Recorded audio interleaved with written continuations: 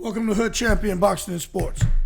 In boxing, you find a way to win or you find a way to lose. Please like and subscribe. Follow me on Twitter and Instagram.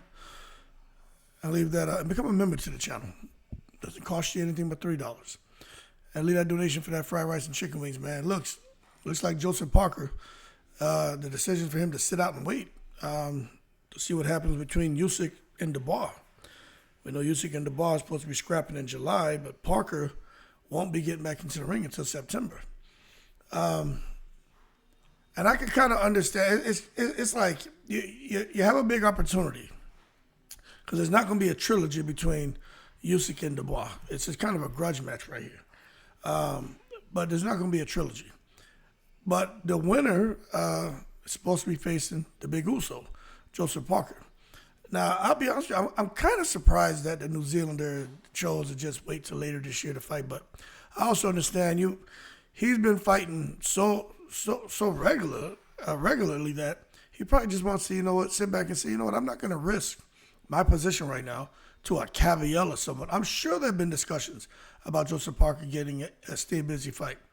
But even he knows it's the heavyweight division. One punch can change a fight. And he does not want to risk losing. But the bottom line is he clipped Martin McCauley early this year, shocked almost all of us. Even though some people felt McCauley was out of shape, as you watched that first round, you're like, shit, McCauley about to put the big migs on Joseph Parker. But anyway, the Big Uso landed that shot on top of his head, and McCauley, bottom line is Joseph Parker got the win, okay? But I'm going to tell you, I think it's a little bit interesting when I look at Joseph Parker and how they're moving him. He's not taking a fight. Tyson Fury comes back to the sport of boxing. I wouldn't be surprised if, like I said about a year and a half ago, and I think Dubois is going to beat Usyk. But let's say Dubois beats Usyk. And then he fights Parker. And if Parker beats Dubois, then you have Parker against the Gypsy King. Now, I could be wrong, but if the stars line up where Dubois beats Usyk and Dubois fights Parker and Parker beats Dubois, I'm telling you, Parker and Tyson Fury are going to fight. I am telling you they're going to fight, man. But anyway, Parker's the WBO mandatory challenger. And he just had to accept the fact that the WBO made an exception to allow Usyk to go ahead and scrap with Daniel Dubois at Wembley Stadium out there in the UK. And I tell you what, I like the fact that they're doing that because there's some unfinished business there between Daniel Dubois and Alexander Usyk.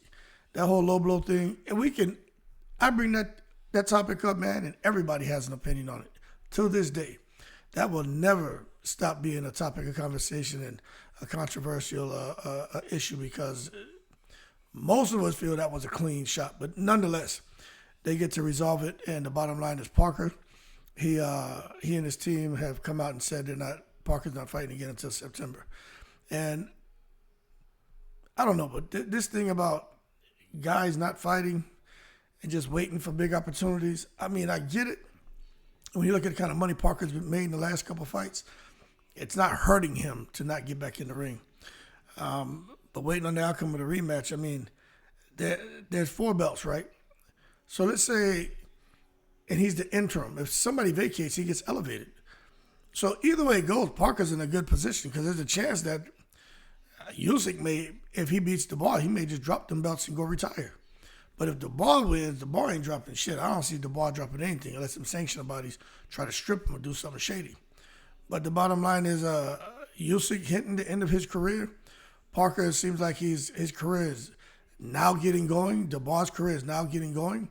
Tyson Fury, AJ Wilder at the end of their careers, Dillian White, he's begging for an opportunity, but he wasn't loyal to Eddie Hearn, so it's like all the doors have closed on Dillian White. So really, when you take a look at it, Joseph Parker, he doesn't have a farewell match planned anytime soon. He's going to hang around, man, and he's going to pick up a belt one way or the other. And I can't blame him for saying, you know what, this is a dream of mine to become a 2-time heavyweight champion. And the stars are just lining up for him right now, But anyway, let's see if I can see how it all plays out. There were some people talking about having a fight. If Joseph Parker wins, let's just say if he somehow becomes undisputed, Joseph Parker bringing a fight back to New Zealand.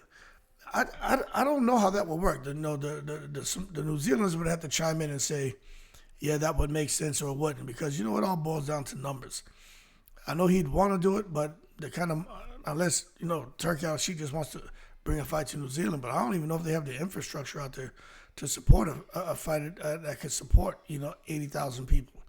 I don't know, but they don't have a venue in Saudi where they're putting 80,000 people in there. I'm sure they probably could build it overnight. You know how Saudi is, but they don't even have that many people. They don't even have, I don't even think, a tenth of that in those events in Saudi Arabia. So who knows? Joseph Parker, if he becomes undisputed, he may put on a big event out there in New Zealand. Much bigger than what it was when he fought Andy Ruiz. Anyway, keep cool. Now we know Parker is back. As the interim, he's either going to pick up a belt because somebody drops it, or he's going to fight for the undisputed distinction, which is good for Parker, good for the boxing fans, Joseph Parker's boxing fans, but that's not what they want anyway. Y'all keep cool. I'm about to go to my son's soccer practice. I'm the coach. Get out in this hot sun, man, and sweat. I'm in the breeze.